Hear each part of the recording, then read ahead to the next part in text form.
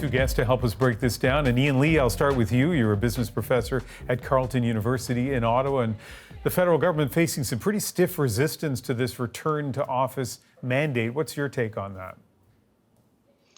I'm sympathetic to the workers in the public service because there was a large strike that consumed our city a year and a bit ago.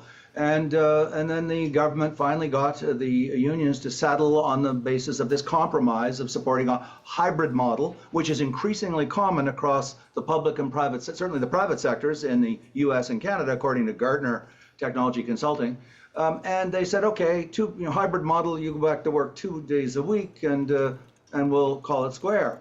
And then the government subsequently reneged on that commitment last week and saying, no, you've got to go to work for 3 days a week. So, I mean, there was I would just call it, bait and switch. All right, we'll get back to that in a second, but Daniel Lublin, let me bring you into the conversation. You practice in Toronto with Whitten and Lublin employment lawyers. What's your view of this return to office mandate? First of all, this was not part of the collective agreement. It's in something called a memorandum of understanding, which is really nothing more than an agreement to agree. So it's not binding. What it was a commitment to consult the union with respect to the return to work mandate. It wasn't legally required. The employer didn't have to do it. So it's not binding. Second is the employer has the right to operationally set up the workplace as it sees fit. The employer has the right to tell these workers when they need them at the workplace, when they can work from home. That's the employer's prerogative. If the government of Canada feels that it's best for its operations to have these individuals at the workplace 3 days a week instead of 2, it has the right to do that. So that's the law. Let's talk about what maybe should happen, law aside. We did an edition of Cross Country Checkup on CBC Radio on return to work a while ago, and a business owner called in about that, and he talked about the benefits of returning to the workplace. And so we decided to call him back today and ask him how he feels about that now. Here's that clip. What we found was the magic of being in the same space with people you're working with and the ability to just pop in and run something by somebody. You can't quantify the benefit to the business of having that sort of dialogue during the day. So Ian, how do you feel about that? How do you feel about the return to work as something which is better for the workplace?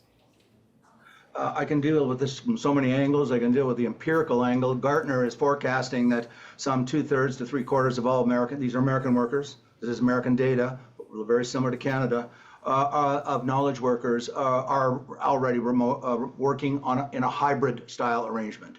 So this is increasingly common. I think this issue has a lot of generational component to it. You see that older workers, Jamie Dimon from JP Morgan is absolutely critical of remote work, saying if I can't see you, basically you're not working, your productivity is terrible. But the studies are mixed. You can find studies that say productivity goes up for remote workers and others that say they go down. So the research is mixed. Then you look at the reality, and at JP Morgan is saying, everybody, you get back to work. But then there's our own Toby Lutke at Shopify, who closed down the entire building and said, you're all working at home. And that's a very well-managed company as well. So we can't say there's a consensus out there. And just one more quick point. I've been doing both. I've been teaching for 37 years. I went into my office diligently for the first 15 to 20 years of my career, 5 days a week to the university. I found there were just way too many interruptions. You've got to talk to your colleagues. They walk by your office, a student walks by. You can't just say, go away, I can't talk to you. You can't be antisocial. And I found about 1/3 of my day was unproductive. So I stopped going in every day. And then I found my productivity went through the roof. So I don't think we can make sweeping generalizations that people that work at home are unproductive and people that work in the office are productive, because there's studies on both sides of this issue. Yeah, well, let me do the opposite, Daniel, with you, the opposite of a sweeping generalization. In terms of your law firm, do you see, on balance, advantages of having people back at work as opposed to working at home? Listen, Ian, there's no question there are pros and cons of each. There's advantages to having people at the workplace. There's advantages to having flexibility. There's no question you can find science and studies that support whatever you're looking to support. What the issue is here, from my perspective, is that you have union leaders who stood up the other day and basically threatened the government because they asked these individuals to work a third day from the office instead of a second day. We cannot lose sight of who calls the shots. In this relationship, these workers work for the government of Canada. The government of Canada is effectively the business owner. The business owner has the right to set the terms and conditions of the workplace, including how often someone's going to work from the workplace or not. So you can find studies or empirical evidence that suggests one thing or the other, but the point is it comes down to what the employer wants.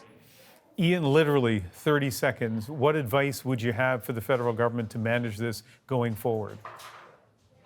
Two very quick points. First off, Eastern Ontario, primarily Ottawa, the National Capital Region, returned 13 Liberal MPs in the last election. And the government is apparently having some problems in the polls. And after the last downsizing in 1995, they lost seats in Ottawa.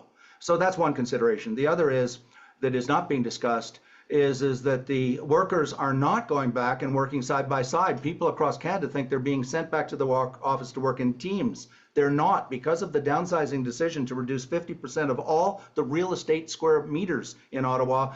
Individual workers are being assigned to individual random cubicles across the city, and then they're Zooming their colleagues in their team who are in another random cubicle in another part of the city. So they are doing remote work at work, no different from remote work at home. So the argument that this is going to change the productivity is simply not supported by the practice of the Government of Canada.